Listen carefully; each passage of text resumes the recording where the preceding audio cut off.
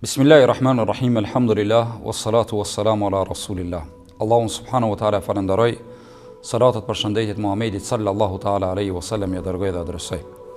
Fillimisht lutem Allahun e madh që Allahu në këtë muaj të bekuar të Ramazanit, Allahu adhurimet tona të na i pranoje, ndërsa gjitha veprat e mira të cilat i bëjmë vetëm për hir të Zotit xhalleshanu wa xhalla xhalalu.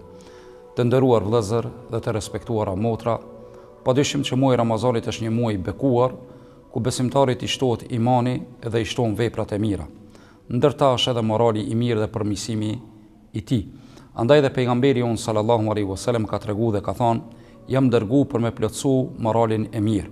Që do të thotë në Islam morali nuk është diçka nafile apo diçka shtojës, por në esencë është thelbi i Islamit. Andaj edhe pejgamberi unë sallallahu alaihi wasallam kur është pyetur Hazreti Aisha radhiyallahu anha, cili ka qenë morali pejgamberit sallallahu alaihi wasallam, ka thënë morali pejgamberit sallallahu alaihi wasallam ka qenë Kur'ani adhimu shan. Andaj besimtari kur ta shikojë jetën e njerëzve në tërësi, e shet që mungesa nuk është mungesë e pasurisë, nuk është mungesë e diturisë, nuk është mungesë e mirëqenjes, po ajo që ju mungon sot njerëzve, po në çdo etapë të jetës apo epokë të jetës, njerëzve më shumti që ju ka mungu ka qenë morali i tyre. Ka pas momente që ka qenë edhe Islami, mirë po ka pas mungesë të moralit. Andaj pejgamberi unë sallallahu alaihi wasallam një theks të veçantë i ka dhënë moralit të mirë në Islam. Dhe Allahu te bareke ve taala e ka lavdruar pejgamberin ton sallallahu alaihi wasallam duke i thënë: "Wa innaka la ala khuluqin azim." Dhe me të vërtetë ti ja Muhammed je me një moral të lartë. Morali i lartë i njeriut nuk do të thotë që njeriu duhet të jetë i pasur, nuk do të thotë që njeriu duhet të jetë i bukur, nuk do të thotë që njeriu të jetë edhe shumë i ditur. Njeriu mund të posedojë moral të mirë edhe kur është i varfër, edhe kur njeriu është i sëmur, edhe kur njeriu ka ndoshta një dije e vobekt apo të mangët, jo të mjaftueshme dhe të lavdrueshme. Mirë po ajo që e shoqëron njeriu vazhdimisht është morali. Morali njeriu e shoqëron edhe në treg, njeriu e shoqëron edhe në xhami, e shoqëron edhe kur është ai i shtrirë në shtratin e spitalit, po ndoshta edhe kur është ligjërues, sikur në këtë rast, edhe unë si hoç, apo edhe ai xhamatliu i cili e dëgjon ligjëratën nga këndi tjetër, duke e respektuar hoxhën, ashtu siç dihet që një herë i erdhi Xhibrili alayhis salam pejgamberit ton sallallahu alaihi wasallam dhe ju ul në formë njeriu, ju ul në xhunjës dhe duke dëgjuar pejgamberin ton sallallahu alaihi wasallam, tregoi se si duhet të jetë edukata dhe morali i dëgjuesit kur e pyet dikan.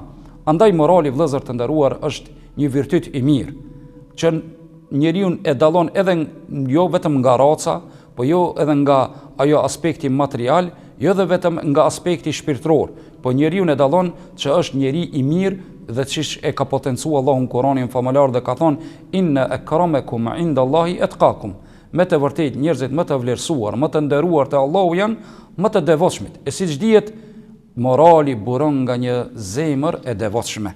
Andaj dhe pejgamberi unë sallallahu alaihi wasallam mbi vlerën e moralit në Islam ka folë shumë hadithe, të cilët po t'i cekmi do të bëhen të shumta, mi po do të mundohem t'i ceki disa prej tyre. Edhe ndërta ka thonë pejgamberi unë sallallahu alaihi wasallam, unë dhe moral miri do t'jemi kështu në xhennet. Dhe i ka bo me gishta pejgamberi unë sallallahu alaihi wasallam. Pastaj ka thonë hadithin tjetër, me të vërtet njeriu me moralin e mirë të tij e arrin shkallën, derexhen e agjëruesit të ditës dhe agjëruesit të natës. Kjo do të thonë që pejgamberi unë sallallahu alaihi wasallam, ai i cili e ka moralin e mirë, mundën të arrijë derexhen, shkallën, sikur një njeri i cili falet tan natën dhe një njeri i cili agjeron tan ditën. Dhe kjo është një sakrificë e rëndë, mi po morali i mirë e bën njeriu të arrijë këtë shkallë. Një ashtu pejgamberi unë sallallahu alaihi wasallam ka treguar dhe ka thonë që ai i cili e ka moralin e mirë do ta kesë një pallat në xhennet. Gjitha këto hadithe mbi vlerën e moralit dhe hadithe të shumta të cilet nuk po du ti ceki të gjitha se mund të bën të tepërta, janë hadithe të cilet besimtarin e nxisin që të jejse moral mirë. E sidomos në këtë muaj, ku padyshim që njeriu duhet në ta shtoje dozën e moralit. Për arsye se edhe vetë pejgamberi unë sallallahu alaihi wasallam na ka treguar që Ramazani është një medrese, një shkollë e cila besimtarin e edukon se si duhet të jetë marrëdhënia e tij në Ramazan duke agjeru jo vetëm me barkun e tij, po duhet të agjeroj edhe syri i tij, veshji i tij, xhuha e tij, dhe duhet të agjeroj edhe dora e tij dhe kama e tij, këtë këto që të arrijë një devotshmëri të lartë në këtë muaj. Andaj dhe tha pejgamberi on sallallahu alaihi wasallam, "Men lam yada qawla az-zuri wal 'amala bi, falaysa lillahi hajatun an yada'a ta'amahu wa sharabahu."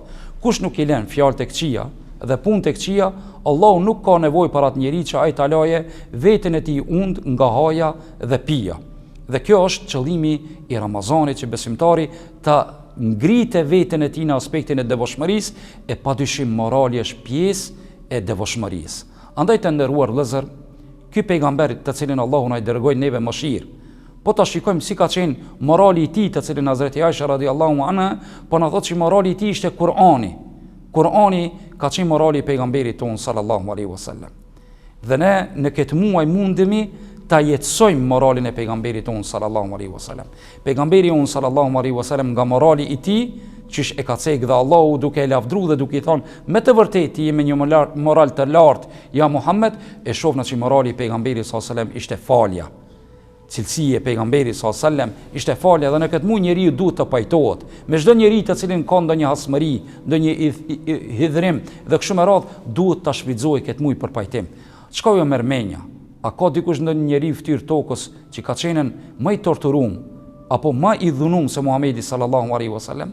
Mirë, po ai në kulmin e forcës së tij, kur u fut në Mekë, e tregoi moralin e tij të lartë dhe i tuboi gjithë banorët e Mekkës, të cilët në mesin e tyre ishin kokat e atyre të cilët e kishin dhunuar pejgamberin ton sallallahu alaihi wasallam, e kishin torturuar pejgamberin ton sallallahu alaihi wasallam. Po çka bëri? Atyre ju tha, jeni të lirë, intaliku, largohuni se gjithë ju të cilët jeni këtu, jeni të farur nga ana ime. Kjo është morali i pejgamberit sallallahu alaihi wasallam. Andaj morali i besimtarit duhet të jetë falja. Edhe në kulmin e forcës së tij, në kulmin kur ai mundet të hakmiret, ky virtyt të cilën e kishte Muhamedi sallallahu alaihi wasallam. Një ashtu butësia.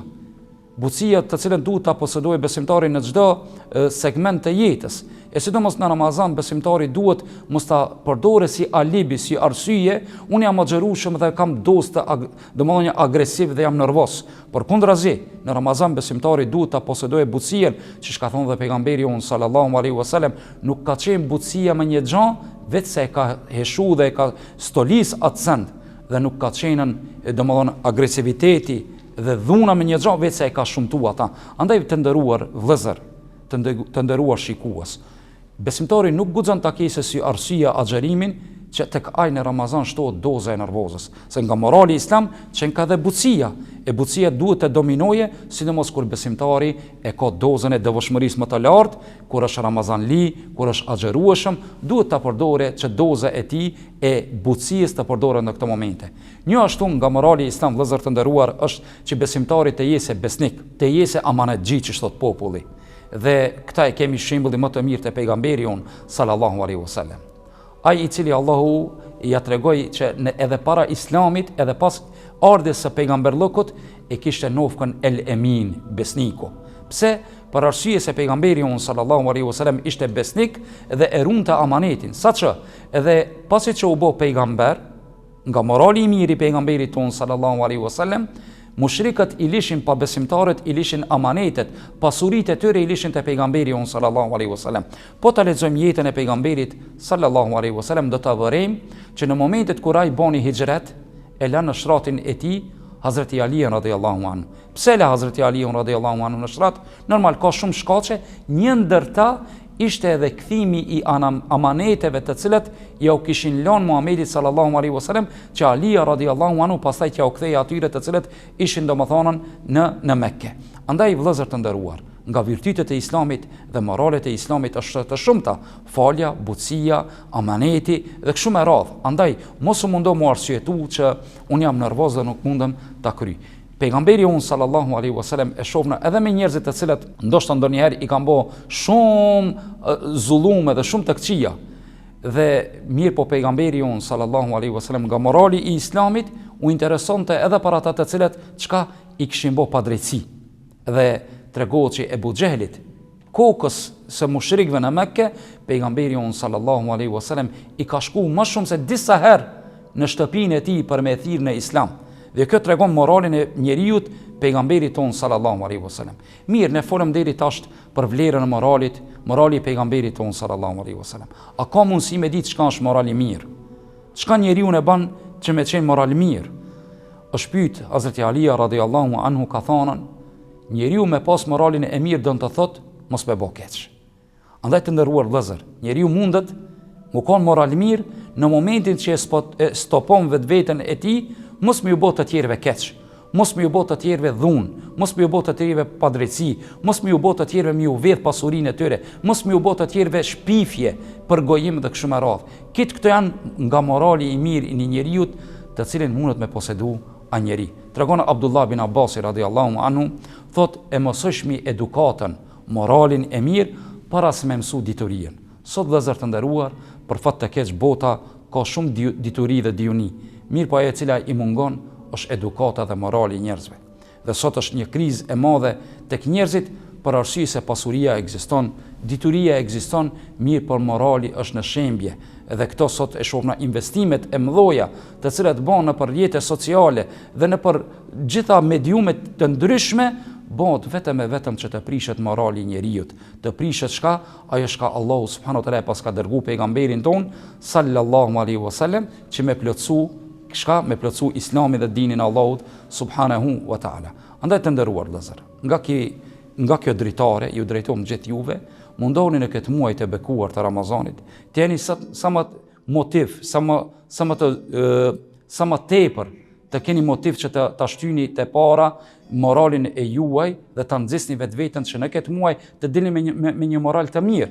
E sidomos ai i cili e ka pas nga fjalori i tij shembull sharjen, ofendimin, atëherë duhet ta përdore këtë muaj shans të tij ta largojë ofendimin nga xhuaja e tij, ta përmirësojë moralin e tij. Ai i cili ka qenë agresiv, ndoshta me bashortën e tij, le të jesë nga ata të cilët në këtë muaj e përmirëson moralin e tij me bashortën e tij. Ai i cili ka qenë agresiv ndoshta me prindërit e tij, apo jo ka kthy fjalën atyre, le të mundohet në këtë muaj ta përmirësojë moralin e tyre me prindërit.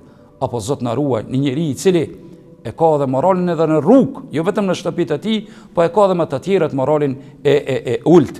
Andaj pejgamberi on sallallahu alaihi wasallam na ka nxit dhe ka thonë pasha Zotin s'ka besu, pasha Zotin s'ka besu, pasha Zotin s'ka besu 3 herë.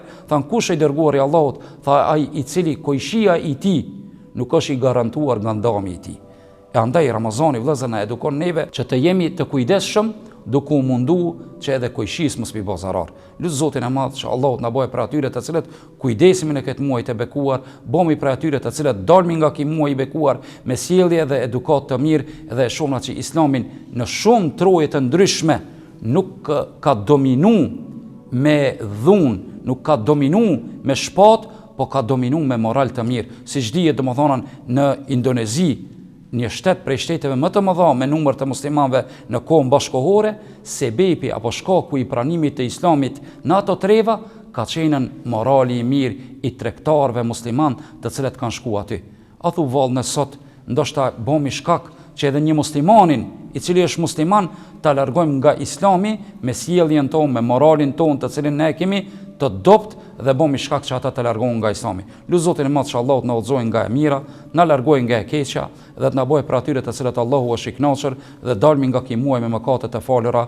Wa sallallahu ala sayidina Muhammad wa akhiru da'wana anil hamdulillahi rabbil alamin.